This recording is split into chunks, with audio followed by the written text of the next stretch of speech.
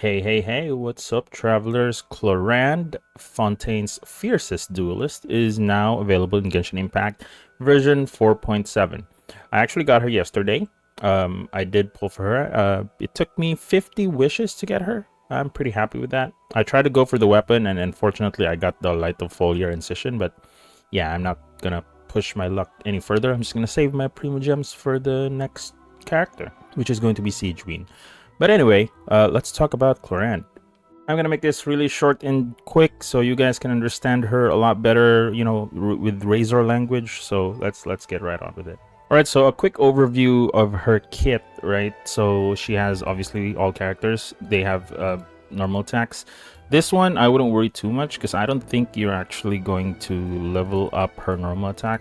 Currently, my Clorinde sits at just 1 actually, and I don't have any problems using her. Next is her elemental skill, which is I think the bread and butter of her kit, which is why I have it at max level. I crowned it. So there's 2 things that actually happen when you activate this skill. The first instance is going to be the Swift Hunt mode, which is when she uses her guns. And the second one is Impale the Knight, which is when she lunges forward and deals AoE damage. This is a long read because there's a lot of explanations here, but simply put, this is what happens. When you trigger her elemental skill, if you shoot your guns, the lower the bond of life you have, the bigger the damage. The higher the bond of life you have, the less the damage. And then if you trigger her elemental skill again, which is the second part of this talent, which is Impale the Knight, when she dashes forward, the higher the bond of life you have, the bigger the damage. And the lower the bond of life it has, the lesser the damage. So basically, when you're using Clorinde, what you do is you'd switch between shooting your gun and dashing forward. Based on my C0 at least, I think it's 3 shots, right? So you cast it, shoot your gun 3 times, then dash, shoot your gun 3 times, then dash, shoot your gun 3 times, then dash. You can see her bond of life grow and decrease there when I use it, and that's pretty much how it works.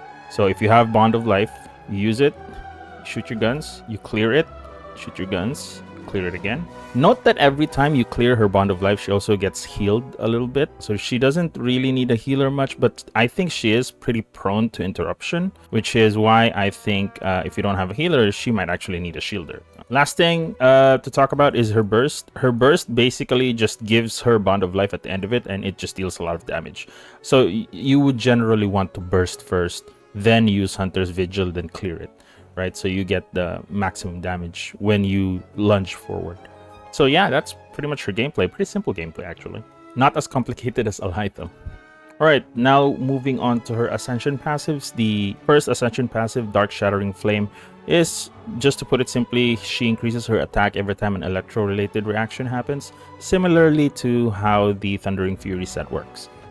Her Ascension 4 passive, Lawful, I'm not sure if this is a spelling mistake, Remuneration or Remuneration. I don't know. I'm not a native English speaker, so I don't know.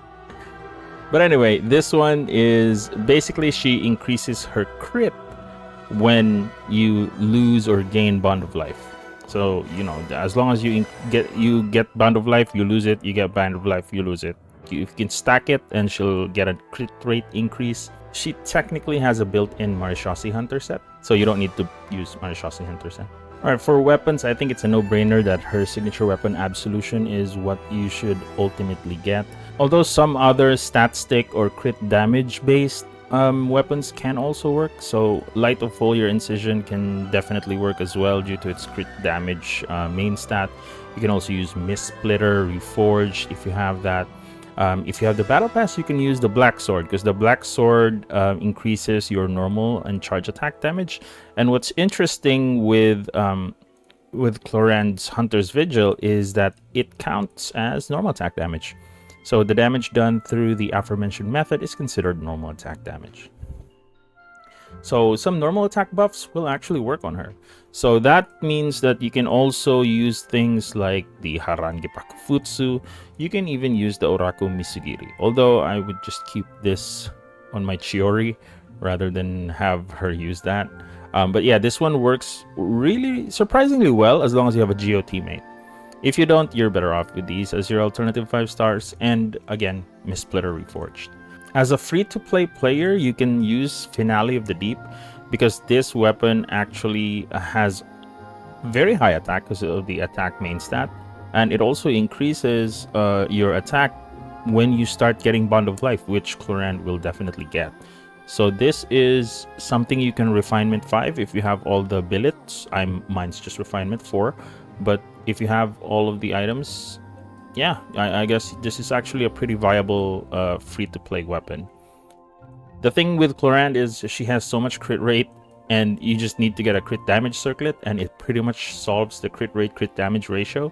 So she is not an issue when it comes to that. So you can rock a weapon with an attack main stat. That's what I'm trying to say. For artifact sets, I am running this particular set. So it's attack percentage, electro damage bonus, crit damage circlet, minor affinities to attack percentage, crit damage, and elemental mastery. Again, she doesn't need that much crit rate because her crit rate's pretty high. Now, regarding the type, there are a few options that you can pick. If you have the Fragment of Harmonic Whimsy, you can definitely pick this one. But the thing is, this is a pretty new domain, so you might not have good rolls yet. I don't have good rolls yet. So I might move to this because this is probably her best in slot set, but not right now because I don't even have a good set for my Arlecchino. So you can also use the Thundering Fury. Of course, the Thundering Fury is, I believe, is her second best set. Because of the electro damage bonus, as well as the synergy with creating electro-related reactions, which also helps Clorinde's Ascension passive. So this one is a pretty good pick as well. And I think lastly, you can do Gladiator's Finale. That one also works, in my opinion.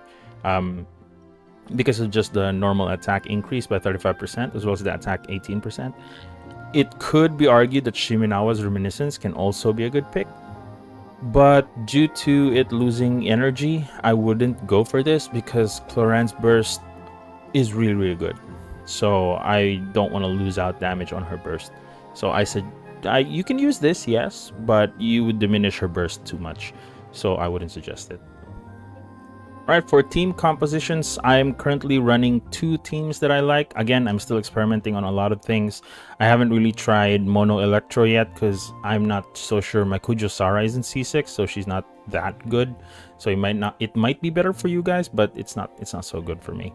So I'm running 2 different teams, which is one, the Aggravate team, with Nahida, Fischl, Baiju, and Clorinde.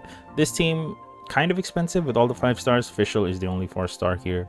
But I think this is the best team for me in terms of elemental reactions.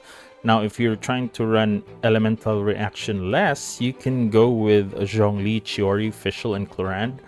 Clorinde does a very good job of sustaining herself, so she doesn't really need that much help. And Zhongli and Chiori with the double Geo Resonance increases her damage anyway. Fischl's here just to pretty much battery everyone, and Chiori is crazy when she's paired with any kind of other Geo character that can make a construct. So this team deals big damage. Those are just my first impressions. Right, time for some gameplay. Alright, I'm gonna go and fight the Swanee because I need this for Sethos. We're still leveling him up, so I'm gonna need some material. So we'll just fight this one. I don't have burst for everyone, but that's fine. I think we'll do good. So elemental skill, throw that, throw this.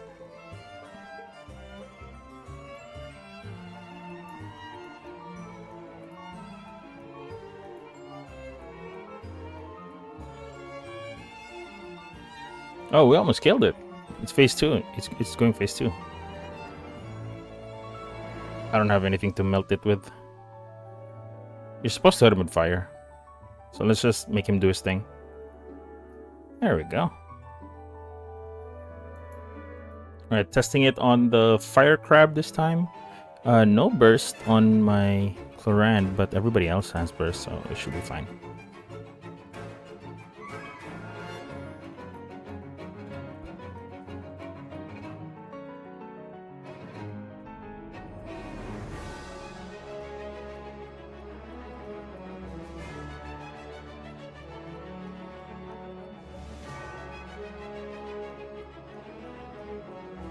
She's got a kind of a thick shield, but it's okay.